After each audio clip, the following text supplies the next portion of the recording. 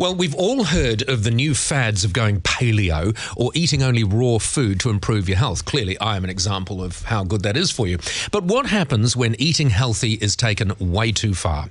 Orthorexia nervosa is the term for the healthy food eating disorder, when healthy eating becomes an unhealthy obsession and sufferers are seduced by righteous eating. To explain, we are joined by Dietician Angela Berrill. Angela, good morning to you. Hi, Paul. So these people, they end up, if they have orthorexia nervosa, they end up actually eating unhealthy, do they? In a roundabout way, they actually start off with really a will to want to eat healthily, as pretty much, I suppose, majority of the population, we would hope, would be wanting to eat healthily. But it's when it actually becomes a real obsession and it starts to become quite restrictive and very narrow. So they're maybe not even getting a balanced diet because they're Exactly. so worried about what's in food. Exactly. So by actually not having a balanced diet, then they're not having a full range of nutrients. So they might be cutting out, say, dairy from their diet and then might be lacking in calcium, which could lead to potentially osteoporosis in later life. So how does this, because I mean, I suppose the problem with something like this, as with many disorders, there's a line, isn't there? On one side of the line, you haven't got it. On the other side of the line, you have. How would you know? The key thing with orthorexia is it's not actually clinically defined as a condition at this point in time. So there's no checklist or diagnostic criteria. So it can be a little bit difficult to, I suppose, put someone into that category of potentially having orthorexia.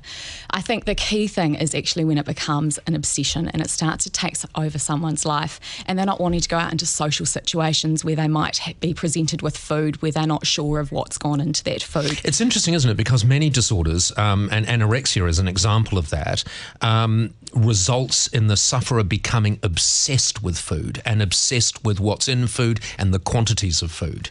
Very much so. And the difference, I think, between orthorexia versus anorexia is anorexia, someone has an obsession with wanting to be thin, whereas orthorexia, someone's got an obsession with wanting to be healthy. Yeah.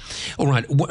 Are there warning signs, certain, and I suppose I'm asking you now to define it, but are there certain warning signs? Because you see more and more people studying the contents of products before they buy them now. Is that one of them?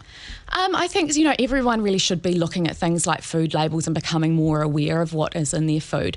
But it's when it goes to that really extreme level where people actually, their whole lives are revolving around food and what's gone into their food, and it's restricting their social catch-ups with people. The whole enjoyment of life, I guess. Exactly. So they're not having lives. that balance. As a society, we are starting to obsess over food in general, though, aren't we?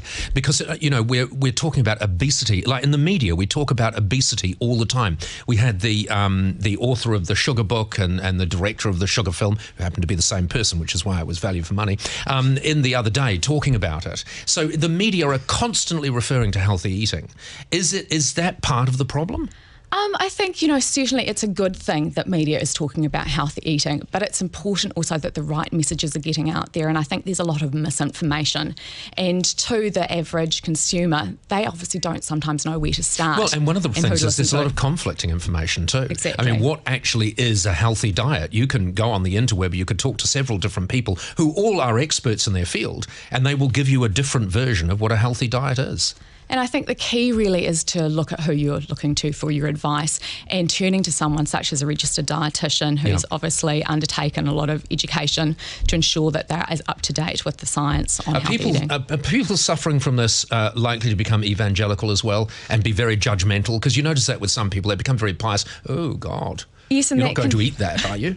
That can certainly be a component of orthorexia where someone holds so dearly the diet regime that they're on at the present time that anyone that's deviating from that is going to have health concerns. Brilliant. Angela, we're going to get you in again. You're fantastic. Angela Berrill, ABC Nutrition Director and Founder. Thank you very much for joining us. Great. Thanks so much.